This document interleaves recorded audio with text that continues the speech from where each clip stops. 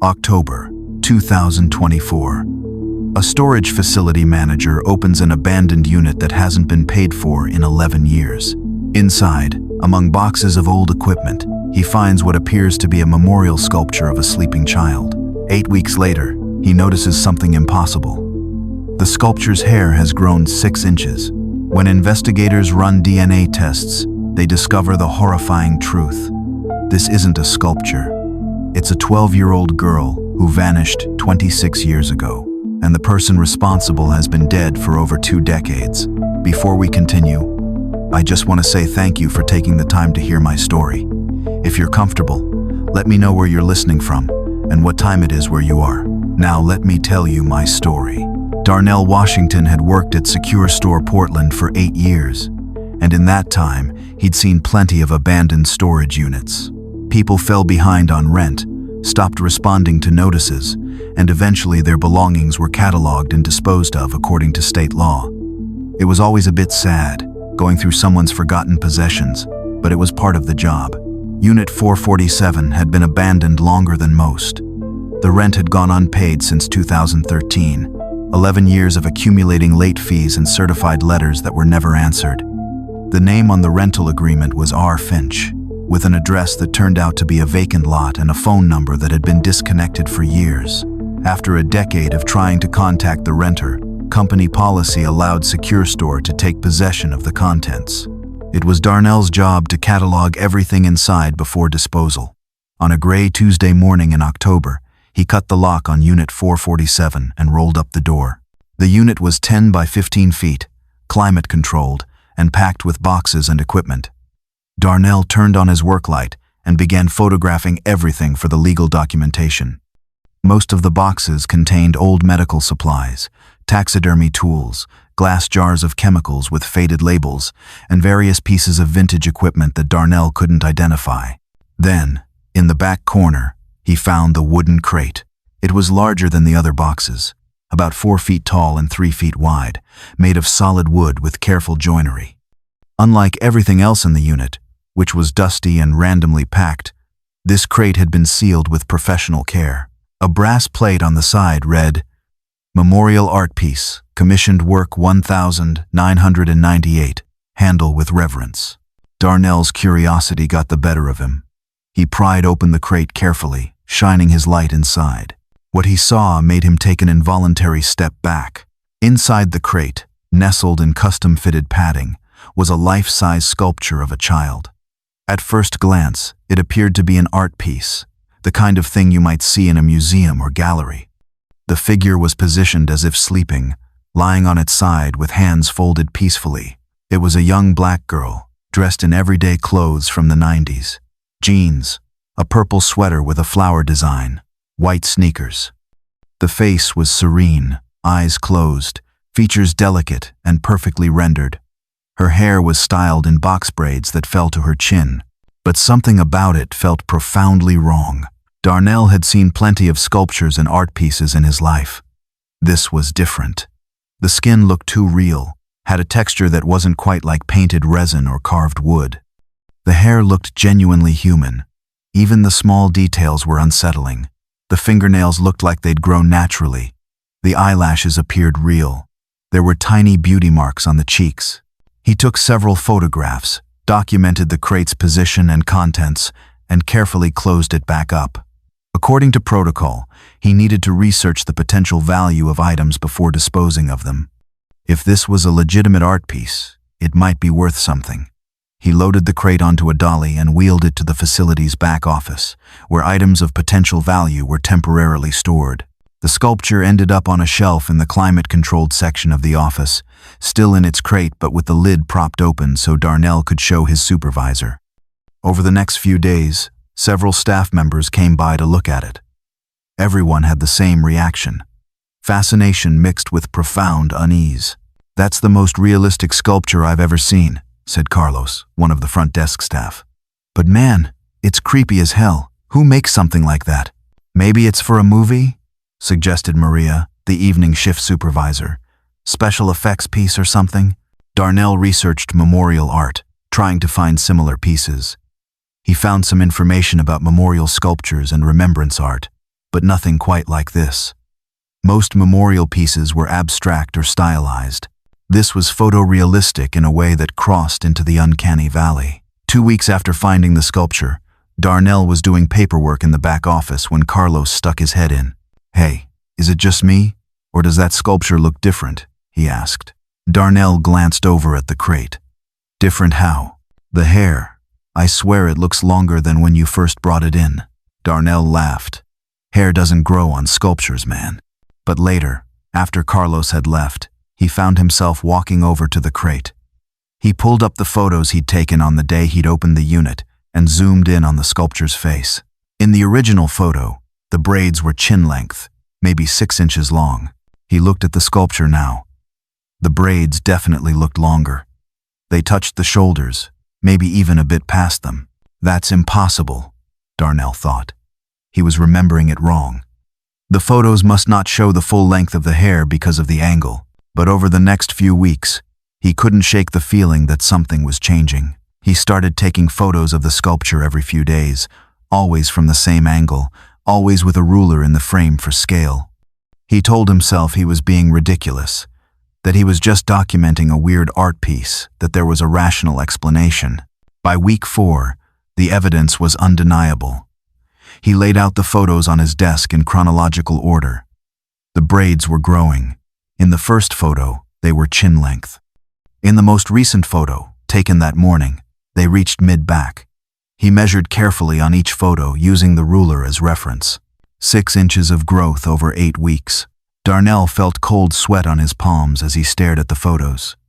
This wasn't possible. Sculptures didn't grow hair, unless it wasn't a sculpture. He called his sister Keisha, who worked as a nurse at Providence Portland Medical Center. She arrived 30 minutes later, skeptical but curious. Darnell showed her the photos first, watching her expression shift from amusement to confusion to concern. "Okay, that's weird," Keisha admitted, "but there has to be an explanation. Maybe it's some kind of synthetic fiber that expands with humidity, or the preservation materials are breaking down and the hair is unfurling." "Look at it yourself," Darnell said, gesturing to the crate. Keisha approached the sculpture cautiously. She pulled on a pair of gloves from her nurse's kit and gently touched the hair. Her expression changed immediately. This is real human hair," she said quietly, "with root follicles. I can see them attached to the scalp." She leaned closer, examining the face, then the hands. Her movements became faster, more urgent. She pulled out her phone and turned on the flashlight, shining it at different angles on the sculpture's skin. "Oh my God," she whispered. "Darnell, this isn't a sculpture. Look at the skin texture. These are pores, real pores. And here, on the arm, you can see what looks like actual veins beneath the surface. This is preserved human tissue." Darnell felt the room tilt. "That's not possible. It's an art piece.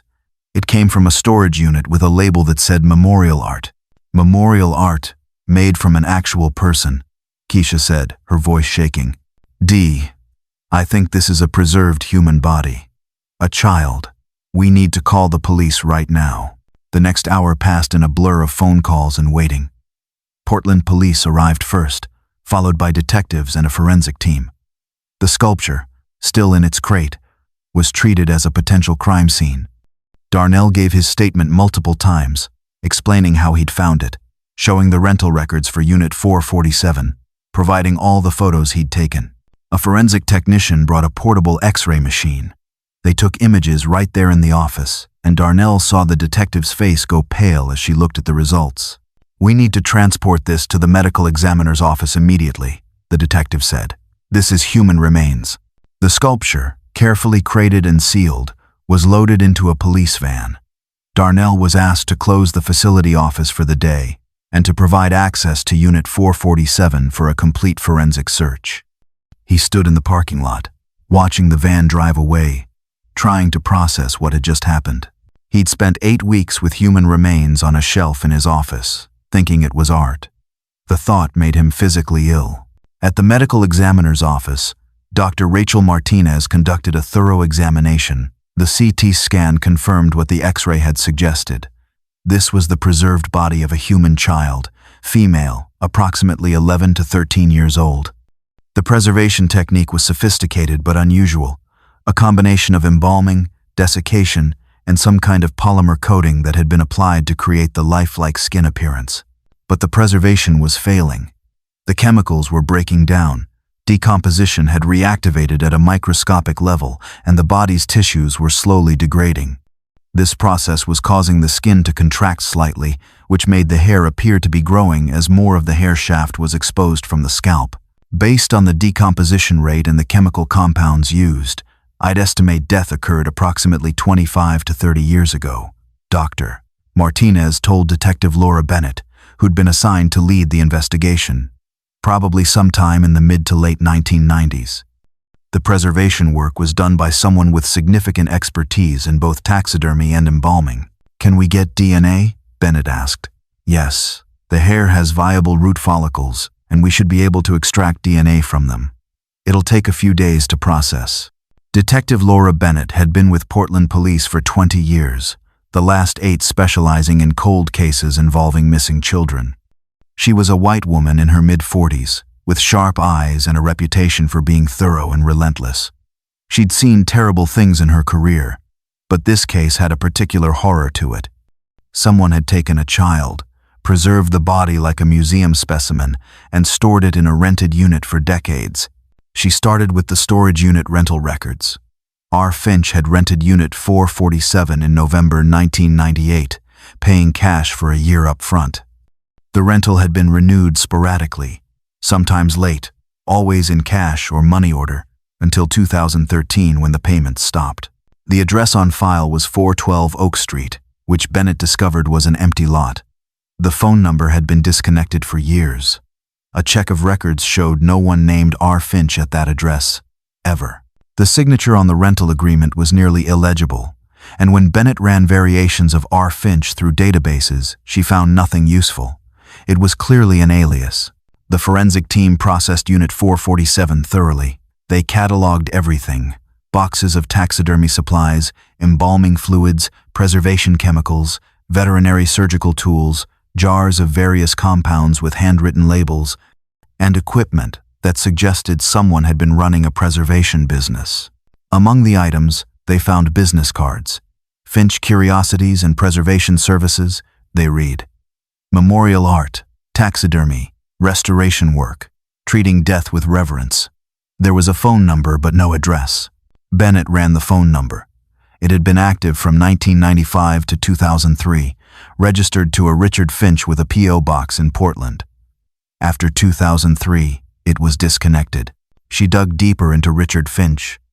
He'd had a business license in Oregon for preservation services from 1995 to 2002. He'd filed minimal taxes, always claiming low income.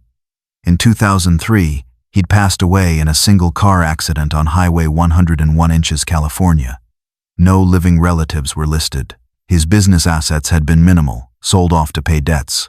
Bennett contacted the California Highway Patrol about the accident. The report described Finch as a transient worker, traveling in a van full of equipment. He'd apparently fallen asleep at the wheel and driven off a cliff. The van had burned in the crash, destroying most of its contents. A dead end. The primary suspect was deceased, had been gone for 21 years, and had left almost no trail. Then the DNA results came back. Dr. Martinez called Bennett personally. "We got a match in the National Missing Persons database. The victim is Jasmine Louise Mitchell, reported missing from Portland, Oregon, on October 18, 1998. She was 12 years old. She was black." Bennett felt her stomach drop. October 1998, just 1 month before Richard Finch had rented the storage unit, and the victim was a black child. She pulled the case file for Jasmine Mitchell. It was shockingly thin. Jasmine had disappeared on a Saturday evening, walking home from the Multnomah County Library. She'd left the library at 5:43 p.m., confirmed by the librarian. Her home was 4 blocks away. She should have arrived by 6 p.m. She never did. Her mother, Lorraine Mitchell, had reported her missing immediately. Portland police had conducted a search, but the case had been assigned to a detective who'd apparently decided almost immediately that Jasmine was a runaway. The file noted that Lorraine was a single mother working 2 jobs, and the detective had theorized that Jasmine had run away because she felt neglected. Bennett felt anger rising as she read the file. The assumption was right there in black and white. Black child, single mother household, must be a runaway. The investigation had lasted 2 weeks before being downgraded to inactive. After 8 months, it was officially closed as a cold case. She read through the witness statements with growing fury. There were leads that had never been followed up. A neighbor had reported seeing a white van parked on Jasmine's street around 6 p.m. on the day she disappeared. Another neighbor mentioned a white man going door to door that week, asking about antique items and offering preservation services. Neither lead had been investigated. The detective who'd handled the case, Robert Morrison, had retired in 2005. Bennett called him at his home in Bend. "I remember the Mitchell case," Morrison said when Bennett explained why she was calling. "Single mom, worked all the time. Kid was probably acting out for attention. We looked for her. But kids that age, especially in that neighborhood, they know how to disappear if they want to." Bennett's jaw tightened. "Mr. Morrison, we found Jasmine Mitchell. She was murdered in 1998. Her body was preserved and hidden in a storage unit for 26 years. There was a long silence on the line. Then, defensively, "We did our job. We searched. We interviewed the family. There was no evidence of foul play. There were witness reports of a suspicious van, reports of a stranger offering preservation services. Neither was investigated. And your notes suggest you assumed she was a runaway because her mother was a single black woman working 2 jobs. Look, detective, we had limited resources in a lot of cases. The circumstances suggested runaway. That was the most logical explanation based on the profile." Bennett wanted to say more, wanted to tell Morrison that his assumptions and prejudices had left a child's murder unsolved for 26 years, but she knew it wouldn't help. She thanked him coldly and hung up.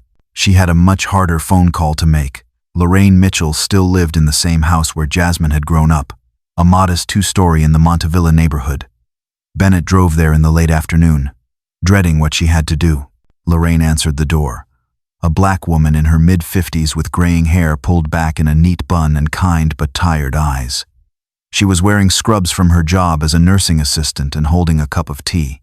"Mrs. Mitchell, I'm Detective Laura Bennett with Portland Police. I need to speak with you about your daughter, Jasmine." Lorraine's face went very still. Bennett had seen this reaction before, the way family members of missing people froze when police showed up at their door. Hope and terror fighting for dominance. "You found her," Lorraine said. It wasn't a question. "Yes, ma'am. May I come in?" Lorraine's living room was a shrine to Jasmine. Photographs covered every surface. School pictures, birthday parties, family gatherings, church events. One wall was dedicated entirely to the search. Missing person flyers, some faded with age, were pinned next to newspaper clippings about the case. Bennett saw letters to politicians, law enforcement agencies, even the FBI. Decades of a mother refusing to give up. "Jasmine's room is still the same," Lorraine said quietly, sitting on the couch. "I kept thinking she might come home someday, that she'd want her things to be here waiting. Everyone said I was crazy for keeping it like that, but I couldn't let go." Bennett sat across from her and explained everything as gently as she could.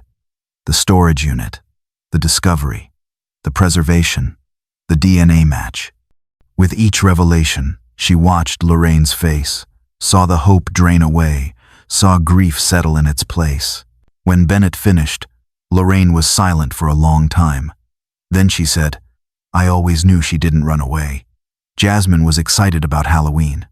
She'd been planning her costume for weeks, a fairy princess with wings she'd made herself from wire hangers and purple fabric.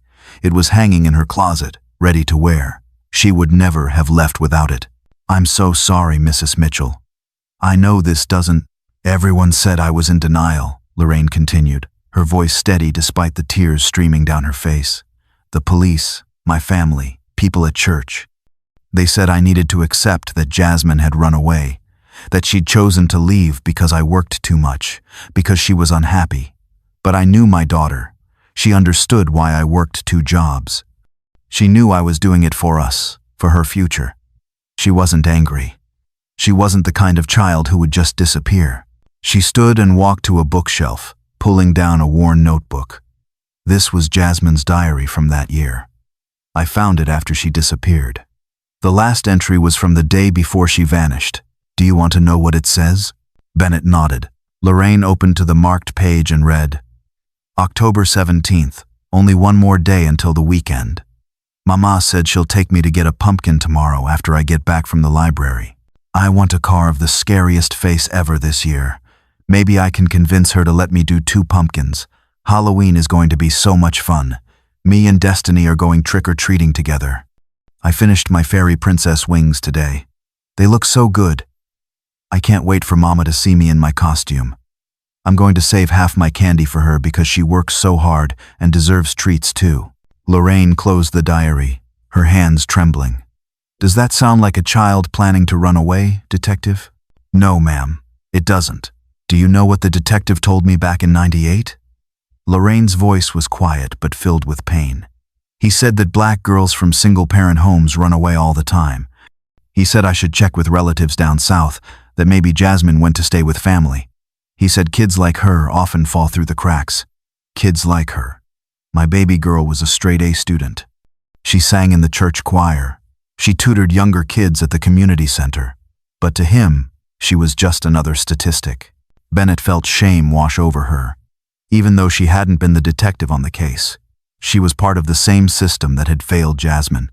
Mrs. Mitchell, I'm so sorry. The investigation in '98 was inadequate. Leads weren't followed. Assumptions were made based on prejudice rather than facts. Your daughter deserved better. Thank you for saying that, Lorraine said softly. I want to know everything. I want to know who did this to my daughter and why and how she ended up stored in a unit like she was just property. Bennett spent the next hour explaining what they knew about Richard Finch. His business, his permits, his death in 2003. She explained about the storage unit, about how Finch had likely taken Jasmine shortly after seeing her, preserved her body, and stored it away. But why? Lorraine asked. Why would someone do that? We found some business materials in the storage unit. Finch advertised memorial preservation services. He seems to have believed he was creating art, preserving beauty. Some of the items we found suggest he had a deeply disturbed view of death and preservation. And Mrs. Mitchell. Bennett paused, choosing her words carefully. All of Finch's known victims were black children. We don't think that's a coincidence. Lorraine closed her eyes. So he targeted black children specifically. We believe so. He seemed to operate in areas with significant black populations, and all the cases we've linked to him involve black children whose disappearances were dismissed as runaways. He may have chosen his victims because he knew their cases wouldn't be investigated thoroughly. He knew nobody would care enough to look for them, Lorraine said bitterly. He knew the police would write them off. Yes, ma'am. I believe that's exactly what he counted on. Lorraine stood and walked to the window, looking out at the street where Jasmine had vanished 26 years ago.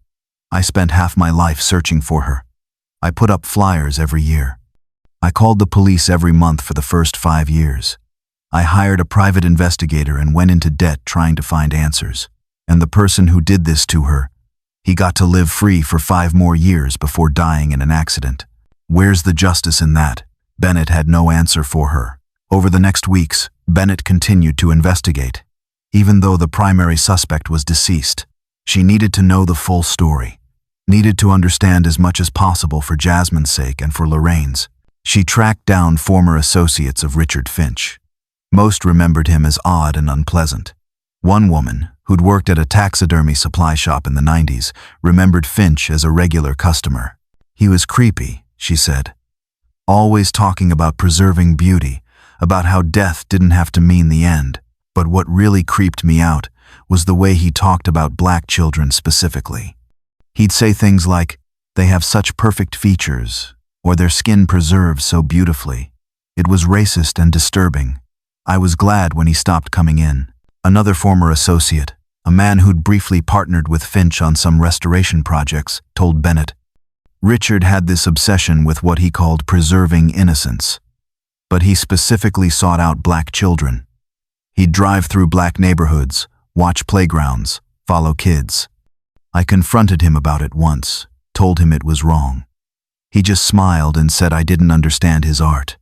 I cut ties with him after that, but I always wondered if I should have reported him. Maybe if I had.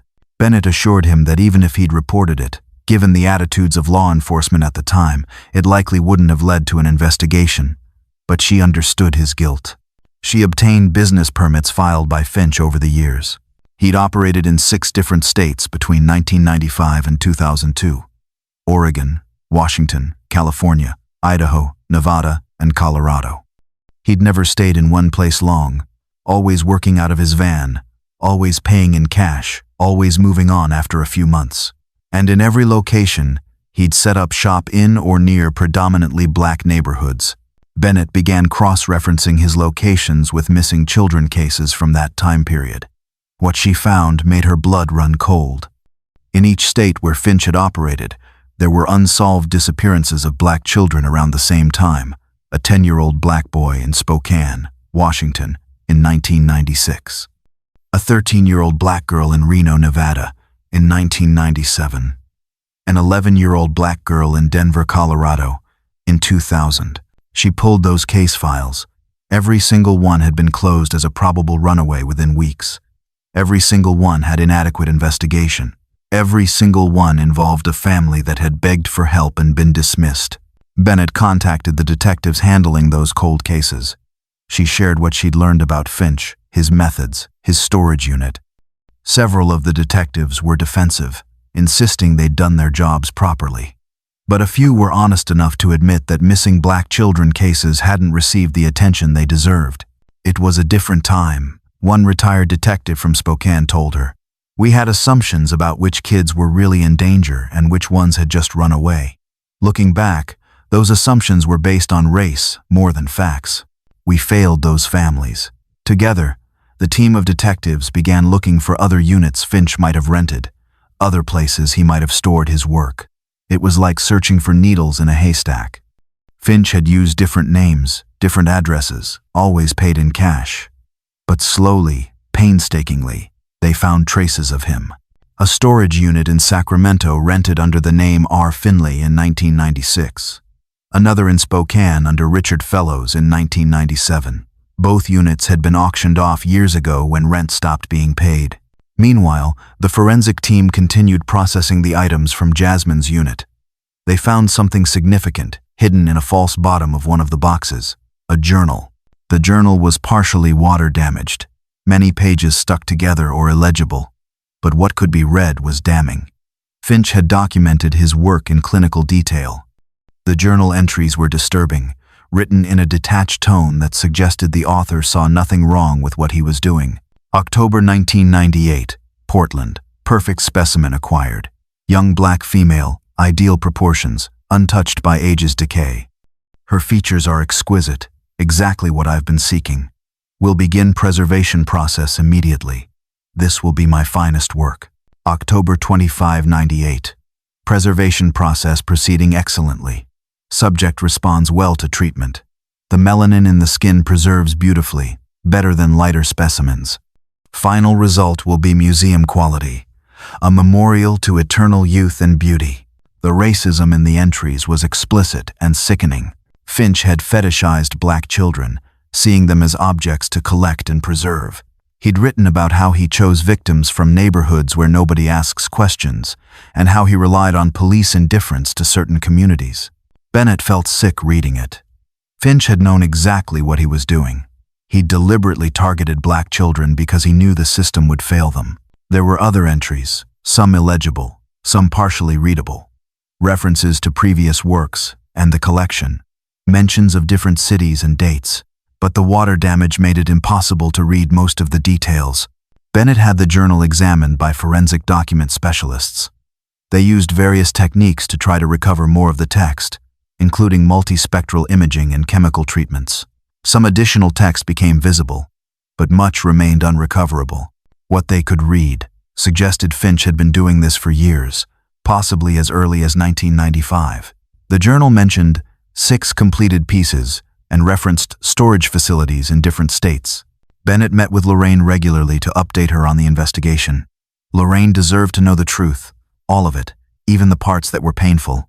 "So my daughter wasn't his only victim," Lorraine said when Bennett explained about the journal and the racist motivations. "No.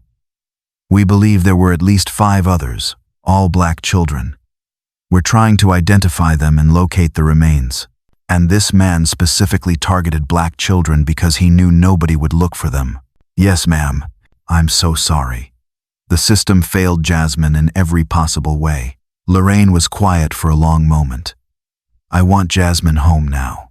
I want to bury my daughter. And then I want to help you find the others. Their families deserve the same closure I'm getting, and they deserve to know that someone finally cares enough to look." The medical examiner released Jasmine's remains in early December 2024. Lorraine held the funeral at Mount Olivet Baptist Church, where Jasmine had sung in the youth choir. She expected a small service, just a few close friends and family members who'd known Jasmine. Instead, hundreds of people came. They came from all over Portland and beyond. People who remembered Jasmine's case and had never forgotten. Teachers from Jasmine's school. Neighbors from the old neighborhood. Members of the black community who'd watched too many children disappear without justice. Activists who'd been fighting for years to get law enforcement to take missing black children seriously. And families of other missing black children, people who understood Lorraine's decades of searching and wanted to stand with her. Lorraine delivered the eulogy herself, standing at the pulpit with Jasmine's school photo displayed behind her. The photo showed a beautiful 12-year-old girl with bright eyes, box braids, and a smile full of hope. "My daughter, Jasmine, was 12 years old when she was taken from us," Lorraine began, her voice steady. She loved reading Toni Morrison novels that were probably too old for her. She wanted to be a veterinarian. She made her own Halloween costumes. She had her grandmother's singing voice and her grandfather's stubbornness. She was kind to everyone, always standing up for kids who were being bullied. She was my baby, my everything, and I loved her more than words can express. She paused, looking out at the crowded church. "For 26 years, I searched for Jasmine. I put up flyers every year on the anniversary of her disappearance. I called the police every month, begging them to keep looking. I hired private investigators I couldn't afford. I never stopped searching, never stopped hoping that somehow she'd come home. But nobody listened. The detective assigned to her case decided within days that she was just another runaway black girl from a single-parent home. He didn't search, he didn't investigate. He just closed the file and moved on." Lorraine's voice grew stronger. "For 26 years, I was told I was in denial. I was told to accept reality and move on. I was told that girls like Jasmine run away all the time. Girls like Jasmine, black girls, poor girls, girls from neighborhoods that people have written off, girls whose lives apparently don't matter enough to warrant a real investigation. Now I finally have answers. My daughter was murdered by a monster who specifically targeted black children because he knew nobody would look for them. He knew that missing black children don't get the same attention as missing white children. He knew that police would assume they'd run away or gotten into trouble. He counted on that indifference, and he was right. The church was silent, except for quiet weeping. Jasmine's killer died 21 years ago, without facing justice. That eats at me. It will eat at me for the rest of my life. But today isn't about him. Today is about Jasmine. Today, we remember a beautiful, smart, talented girl who should have had a whole life ahead of her. She should have gone to high school and college. She should have become a veterinarian. She should have fallen in love, had children of her own, lived to be an old woman. All of that was stolen from her. What we can do now is make sure she's not forgotten. Make sure her story is told. Make sure we keep fighting so that no other black child disappears while police shrug and move on. We have to demand better. We have to demand that black children's lives matter as much as anyone else's. We have to refuse to accept a system that treats our children as disposable. There was not a dry eye in the church. When Lorraine finished, the congregation stood and applauded, then broke into singing, "Precious Lord, Take My Hand." It was the song Jasmine had been learning with the youth choir before she disappeared. Jasmine was buried in Riverview Cemetery under a simple headstone. Lorraine had chosen the inscription, Jasmine Louise Mitchell, 1986-1998. Beloved daughter. Her life mattered. You were never forgotten. After the funeral, Darnell Washington approached Lorraine. He'd been standing in the back of the church, feeling like an intruder but unable to stay away. "Mrs. Mitchell, I'm Darnell Washington. I'm the one who found." He couldn't finish the sentence. Lorraine took his hand. "Thank you for calling the police. Thank you for taking photos and documenting everything. Without you, I might never have gotten Jasmine back." "I had her in my office for 8 weeks, Darnell said, his voice breaking. "I looked at her every day and didn't know. I didn't realize." "You couldn't have known," Lorraine said gently. "Nobody could have. But you did the right thing once you suspected. That's what matters. Because of you, my baby is finally home." Darnell had been struggling with guilt since the discovery. He'd talked to a therapist, tried to rationalize that he'd done nothing wrong. But the image of that crate in his office haunted him. He'd decided to do something with that guilt, to turn it into action. "I'm working on establishing a foundation," he told Lorraine. "The Jasmine Mitchell Foundation. It would focus on advocating for missing Black children, training law enforcement to investigate these cases properly, and supporting families who aren't being heard. I know it's not enough, but I want to do something." Lorraine smiled through her tears. Jasmine would have loved that. She always wanted to help people. She used to talk about becoming a veterinarian so she could open a clinic in our neighborhood where people could afford to get their pets treated. She had such a good heart. Detective Bennett continued her investigation into Richard Finch's other potential victims. She coordinated with police departments in Washington, California, Idaho, Nevada, and Colorado, sharing information about Finch's movements and methods. The case in Spokane, Washington, looked promising. A 10-year-old Black boy named Marcus Johnson had disappeared in July 1996, the same month Finch had a business permit in that city. The case had been closed as a runaway despite the family's insistence that Marcus would never have left home. Bennett worked with Spokane detectives to locate the storage unit Finch had rented there. It had been auctioned in 2005. They tracked down the auction buyer, who died in 2015. His estate had been sold off, contents scattered. It took weeks of following leads, but they finally located a man who'd bought weird taxidermy stuff at an estate sale in 2016.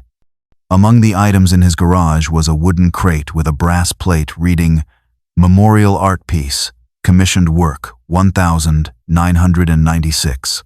Inside was another preserved body. A young Black boy, approximately 10 years old, positioned as if sleeping. DNA testing confirmed it was Marcus Johnson. Bennett called Marcus's mother, Denise Johnson, who'd spent 28 years searching for her son. The conversation was heartbreaking, but Denise expressed the same sentiment Lorraine had.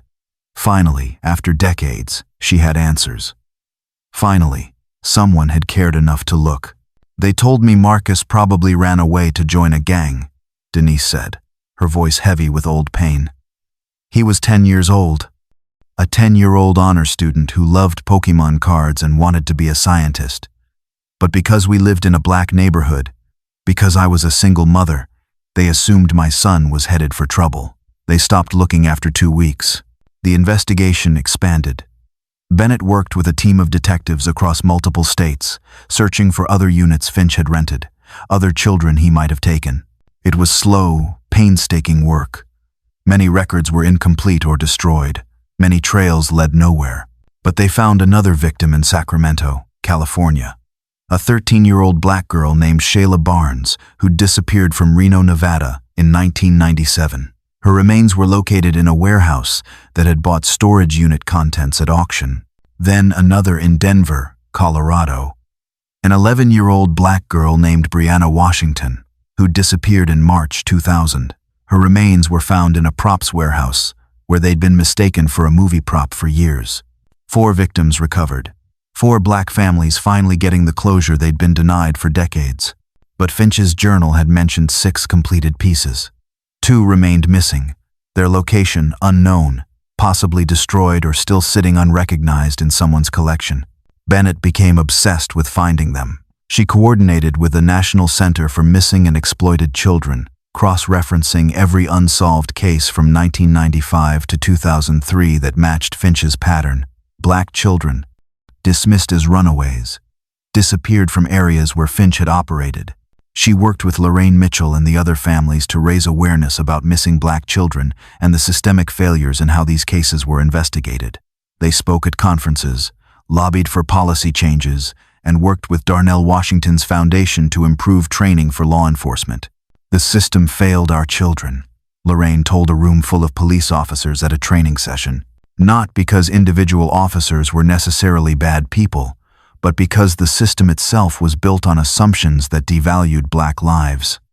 When a white child goes missing, it's a tragedy that mobilizes entire communities. When a Black child goes missing, too often it's assumed they're a runaway or got involved in crime. That double standard cost my daughter her life and delayed justice for 26 years. The training sessions were uncomfortable for many officers, forcing them to confront their own biases and the failures of their departments. But they were necessary. Bennett made sure of that. 6 months after Jasmine's funeral, Bennett received a call from a woman in Boise, Idaho. She'd been cleaning out her late father's basement and found a wooden crate with an unusual brass plate. She'd searched online for memorial art piece commissioned work and found news articles about Jasmine's case. "I haven't opened it," the woman said nervously. "But based on the articles, I think you should probably look at it." Bennett flew to Boise that night. The crate was the same style as the others. Inside was a young Black boy, approximately 9 years old, preserved in the same manner, wearing clothes from the late 90s. DNA testing confirmed he was Terrence Moore, who disappeared from Boise in June 1999 while riding his bike to a friend's house. The case had been closed as a probable runaway after police decided he'd left because of problems at home. His parents had been going through financial difficulties at the time, and investigators had assumed Terrence had run away because of stress. 5 victims recovered, 1 still missing. Bennett continued searching for the 6th victim. The journal had contained a partial list, and forensic specialists had been able to recover more text using advanced imaging techniques. The list showed J. M. Portland, Oct. 98, Jasmine Mitchell, M. J.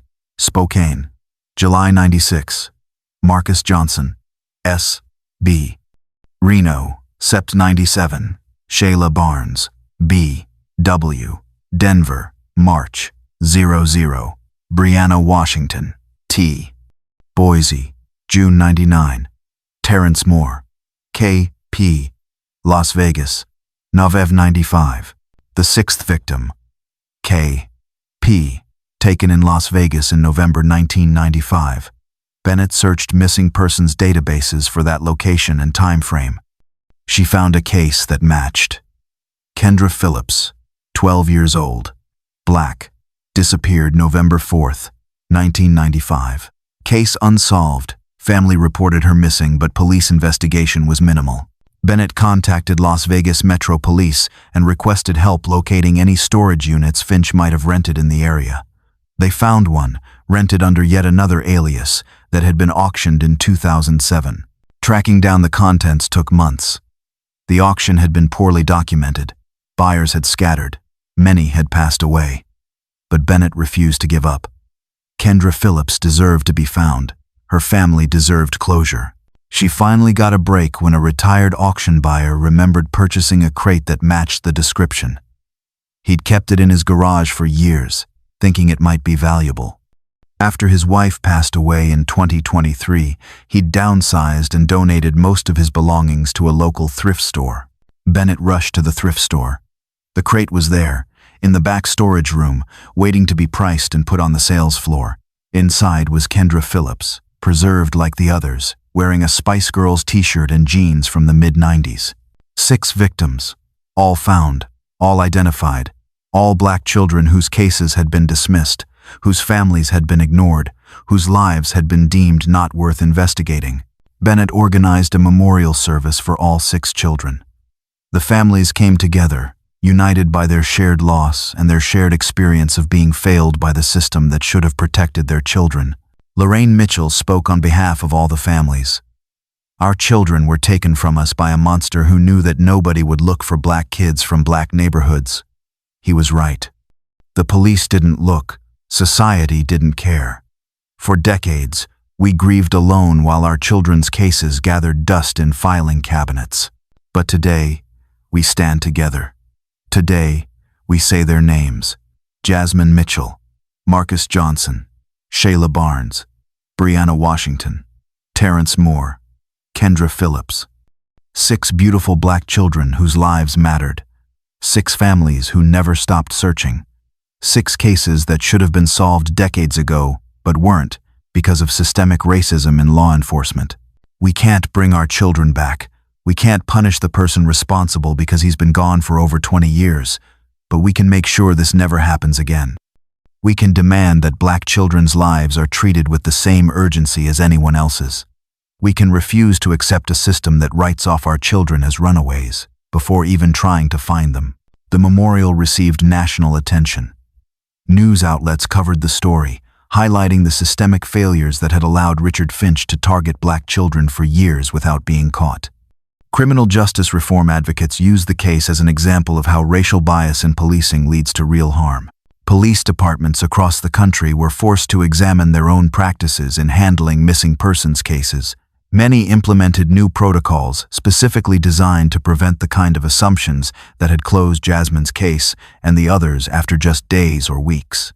Darnell Washington's foundation grew, partnering with law enforcement agencies to provide training on implicit bias and proper investigation procedures. The foundation also provided support for families of missing black children, helping them navigate the system and advocating on their behalf when police weren't taking cases seriously.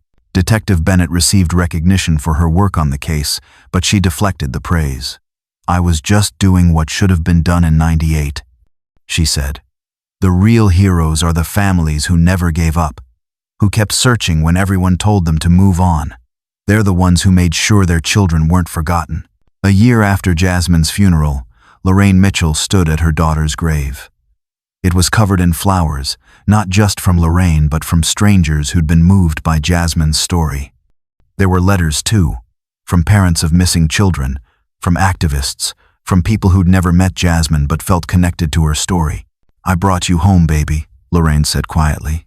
"It took 26 years, but I brought you home, and I made sure the world knows your name. I made sure people understand what happened to you and the others. I made sure your life mattered." She placed fresh flowers on the grave. "I'm going to keep fighting, Jasmine. For you and for Marcus and Shayla and Brianna and Terrence and Kendra. For every black child who's missing right now while police assume they're runaways. For every family that's begging for help and being ignored. I'm going to keep fighting until the system changes."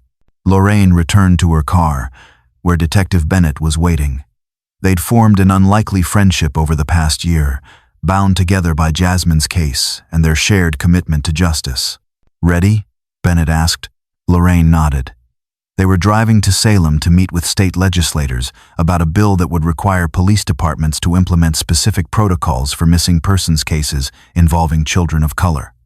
It was small progress, but it was progress. As they drove away from the cemetery, Lorraine looked back one more time at Jasmine's grave. The headstone stood out among the others, a testament to a life that had been stolen but would not be forgotten. The system had failed Jasmine Mitchell. It had failed Marcus Johnson, Shayla Barnes, Brianna Washington, Terrence Moore, and Kendra Phillips. It had failed their families and countless others. But those failures were finally being acknowledged. Changes were being made. And 6 children who'd been dismissed, forgotten, and hidden away were finally being remembered as the beautiful, beloved, important people they'd been. It wasn't justice, not really. The person responsible was long gone. But it was something. It was acknowledgement. It was the truth finally coming to light. It was a promise that their lives had mattered, that their deaths would lead to change, that they would never be forgotten again. Some truths take decades to surface. Some families never stop searching, and some victims are forgotten because the system decides their lives don't matter enough to investigate. Every year, thousands of black children go missing. Too many of their cases are closed as runaways without real investigation. Too many families are told to move on while their children are still out there. This is for them. For every black child whose case was dismissed. For every family that was told they were in denial. for every life that was deemed not worth the effort to find. Jasmine Louise Mitchell, Marcus Johnson, Shayla Barnes, Brianna Washington, Terrence Moore, Kendra Phillips. Their lives mattered. Their stories matter. They are finally home.